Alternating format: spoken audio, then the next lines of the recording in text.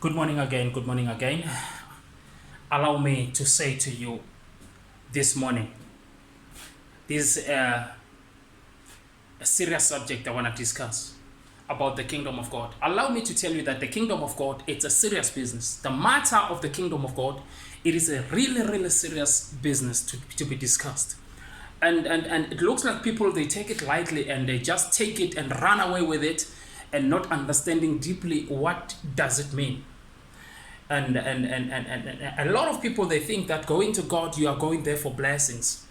You know, the matter does not start on blessings, but the matter should start on how you understand God himself. How do you understand the Trinity God, and how do they work, and in their triune, in their three-head God, God the Father, God the Son, God the Holy Spirit. From there on, you need to know who is your enemy in the struggle. This business requires people that will understand clearly what they are doing. A lot of people have seen that people likes wonders more than God himself. People likes blessings more than God himself.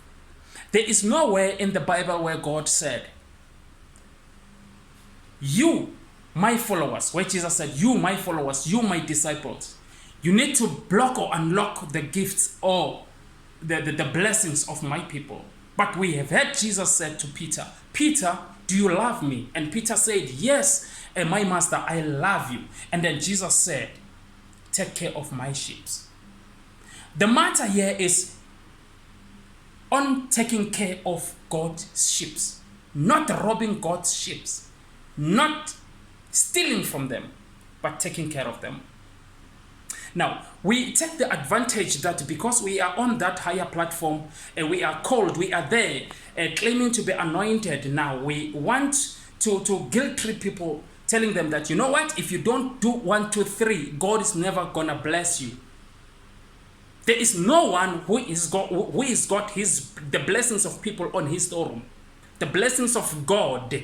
We were just assigned to lead the sheep, to spot the spiritual gifts, to teach them how to connect, to teach them how to go into the divine level and claim their things through their own faith. We don't have faith to give them.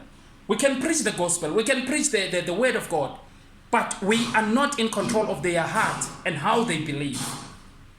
So I am here to tell people that, you know what, this business is too serious.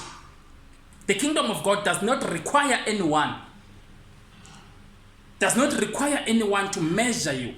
All you need to do is to have faith, believe in Christ Jesus, believe that he died in Calvary for you, and he rose just for you, and he is there, is reigning in heaven, ruling, waiting for you. He said in his word, I shall go to the Father and prepare the place for you, and I shall come and take one by one. So here I am. I'm here to tell you that, you know, you don't need to wait for someone to deceive you. The kingdom of God is on your hand. It's for you to inherit it by your faith. Believe. We were assigned to be your leaders, to teach you the spiritual connectivity, to intercede for you. Sometimes if you are not at that level of fighting the wars of the spirit, we teach you how to stand for a warfare. But we are not in a position of controlling who's getting the blessings and who's not getting the blessings. The blessings are solely for God himself, and it's for him to decide when is your season. When are you attaining what was rightfully yours from the beginning? So I am here to tell you that you are applying yourself to be deceived. The matter here is not about material things. It's not for you to be prayed for in order to get a job. It's not for you to be prayed for to get tenders. It's not for you to be prayed for to make sure that things go smoothly in your fleshly lives. But the matter, the serious business of this gospel is for the kingdom of God. We need to preach to you the kingdom of God. We need to make sure that you understand the principles of God in order for you to go to heaven. That's it. If someone is not telling you about the kingdom of God, someone is not telling you about there is hell, someone is not telling you that there is heaven, if someone is not telling you that you need to repent of your sins, We are the books that are written from the inside outside. So we need to be godly inside, we need to be godly outside. So the way we wear, the way we talk, the way we move, the way we see, the way we converse, we need to be reflecting the image of God. The way we speak, the way we preach the gospel, we need to preach what we do. So if someone is telling you that God does not really require your clothes, He requires your heart, you must know that that person is a Pharisee. It's a Pharisee. That person is a Sadducee. They were the Pharisees and the Sadducees against the prophets of God in the Bible. So now the prophets of God shall preach the truth, but the Pharisees shall block them from telling people the truth because they want to preach the gospel that will suit them. But the word of God, says the Bible, it is the sword which is sharper than the double-edged sword. When you preach the gospel, it must align you as the preacher and align the one who is listening to it. And if it does not align you, if it does not hit you as a preacher, you are not preaching the gospel of God. You know, sometimes God must reveal a message which is aligning you as a preacher. That is telling me that if you have those revelations, God gives you those revelations, then He started to align you. And His people shall receive the truth from your mouth. So people, I'm here to tell you that the serious business that makes us to stand and preach and tell you about God is us to teach you how to connect with God, how to speak with God, how to pray, how to wage a warfare, how to detangle the chains that the devil has bounded you, how to destroy all the altars that the devil has mounted in your family. 100 years, 200 years ago, your family does not experience any joy or peace. People are dying like flies. I'm here to tell you that we as chosen people of God, we are here to teach you how to stand and demolish those altars that are busy destroying you, that are busy hindering you from attaining the blessings of God. The matter does not start on blessings, but the matter starts on how you know God. How do you understand God? How do you know His divinity?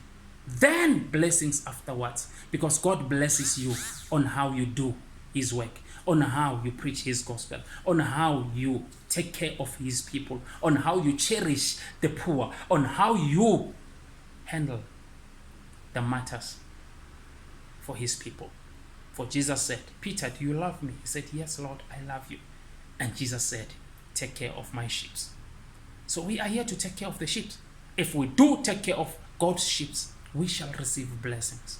The more we receive blessings, God will give us grace to spot gifts in the churches, to spot gifts so that we anoint those people and let them run, preach the gospel, speak the divine words of God for His kingdom to be glorified, for His name to be exalted at the end of the day.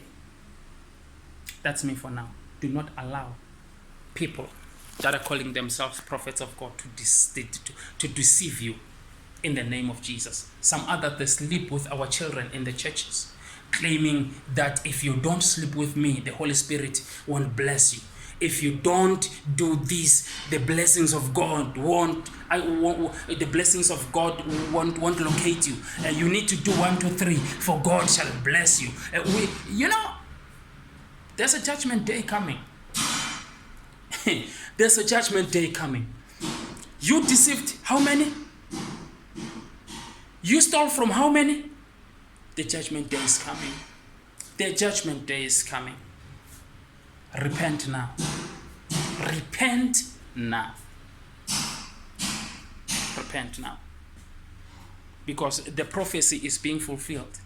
The Bible said the time shall come where people will steal with God's name. They will love money more than God. And now is the time. For the prophet Joel said, in the end times there will be hunger. It won't be the hunger of bread and drinks, but it will be the hunger of the word. Now is the time. People are looking for the truth, but they can't find the truth. But the Bible from the book of John chapter 8 verse 32, it says, you shall know the truth, and the truth shall set you free. And in verse 36 it says, them that have been set free by the Son of Man, they shall be free indeed. Are you ready to be set free? Only the truth shall set you free. May the Almighty give you strength. Keep on digging for the truth. Find the true gospel of God, for the blessings shall locate you. God is not sleeping in heaven. He's got his GPS to locate you. Your blessings are there. Stand up. Preach the gospel. Tell people about God. For the Bible says, whoever is ashamed of me, I shall be ashamed of him in the presence of my Father. That was Jesus talking those words. I am here to tell you that tell people about Christ Jesus. Tell people about the gospel. Testify about him. He shall locate you. Your blessings are close by. May the Almighty God bless you. Keep on going. It's never too late. There is the truth under the pillar. It's your duty to go and find it. For the devil is busy hindering you for you not to find the truth. That is the fact. That is the war. For anyone and everyone who dig and find the truth, it gets protected by the Lord. You don't dig by yourself. Some other people, they do research and they die. The reason that you've been doing research is you never died. It's because the hand of God is upon you, as it was with David in the forest, the time he killed the lion. May the Almighty God bless you, now and forever. Hallelujah. Be blessed. Amen.